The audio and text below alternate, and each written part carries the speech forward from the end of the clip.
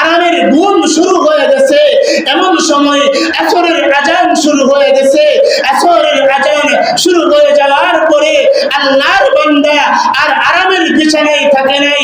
আরামের বিছানা ত্যাগ করে আল্লাহর বান্দা আল্লাহকে রাজি করার জন্য আসরের নামাজ পড়ার জন্য মসজিদের মধ্যে চলে গেছে।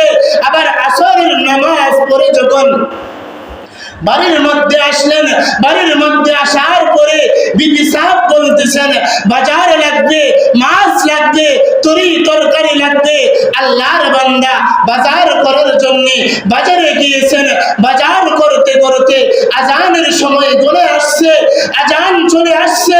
আজান চলে আসার পরে আল্লাহর বান্দা সব কিছু কুরবান করে বিসর্জন দিয়ে আল্লাহর বান্দা মাগরিবের নামাজটাকে প্রাধান্য দিয়ে আল্লাহর দরবারে মাগরিবের সময় হাজিরা দিয়েছে। আবার মাগরিবের পরে আল্লাহর বান্দা বাড়িতে গেছেন। ছেলে আছে, মেয়ে আছে, বিবি আছে, তাদের সাথে একটু আনন্দ উল্লাস করতে হবে। ছেলেটাকে কোরআন পড়াতে হবে, মেয়েটাকে কোরআন পড়াতে হবে, বিবির সাথে একটু আনন্দ উল্লাস করতে হবে। এমন সময় আবার এশারের আজান দিয়ে দিছে।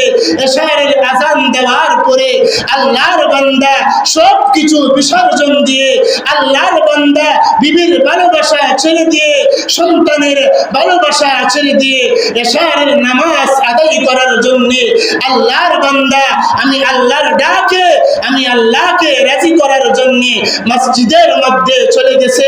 এভাবে যারা নামাজকে দুনিয়ার জমিনে প্রাধান্য দিবে, কবরে যাওয়ার পরে এই নামাজটা ডান পাশে যে যতক্ষণ পর্যন্ত আপনাকে আমাকে জান্নাত পর্যন্ত পৌঁছাইতে না পারবে, এতক্ষণ পর্যন্ত এই নামাজ আল্লাহর কাছে বলবে হে আল্লাহ, তোমার নামাজ কি মিথ্যা ছিল কিনা?